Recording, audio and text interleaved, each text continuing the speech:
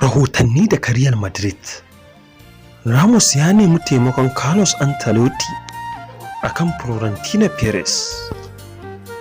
Rahotanni daga Realmadrid na cewa Sergio Ramos ya nemi Carlos Ancelotti da ya taimaka masa ya amince da sabuwar yarjejeniya a kulob ɗin a ranar da aka naɗa ɗan Italiya. Kamar yadda rahotanni suka ce, an shaida wa tsohon ɗan wasan cewa babu wata hanyar dawowarsa.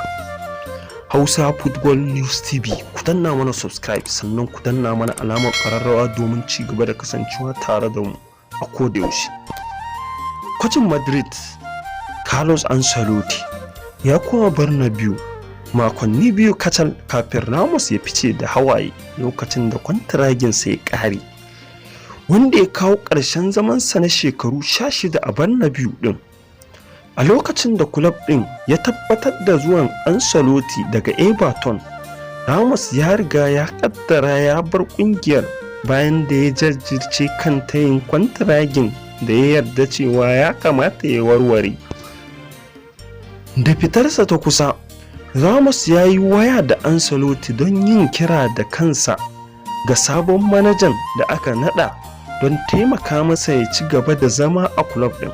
A cewar jaridar Marca, an ba da rahoton cewa Ramos ya nemi Ancelotti da ya shiga tsakani a sabon tattaunawa tare da shugaban Real Madrid Florentino Perez.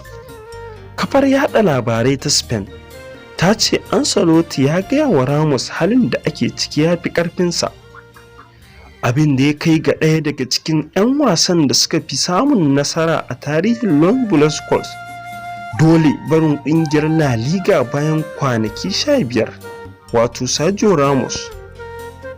Ramos ɗin ya zura ƙwallaye da yawa da dama, kuma an naɗa shi gwarzon ɗan wasa lokacin da Madrid ta lashe gasar zakarun Turai ƙarƙashin jagorancin Carlos Ancelotti a 2014, kuma tsohon ɗan wasan na Spain zai so ya sake haɗuwa da tsohuwar ƙungiyar a wannan kakar.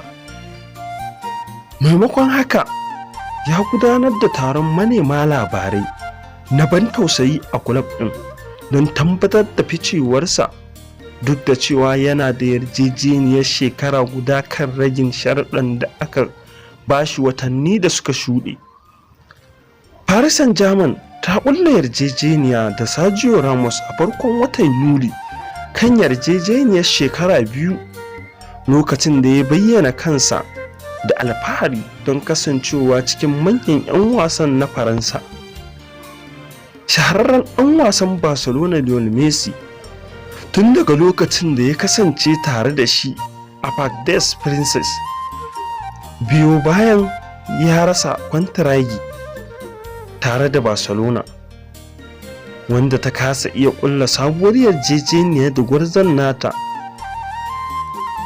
sakamakon dokokin kashe kuɗi a Spain ɗin.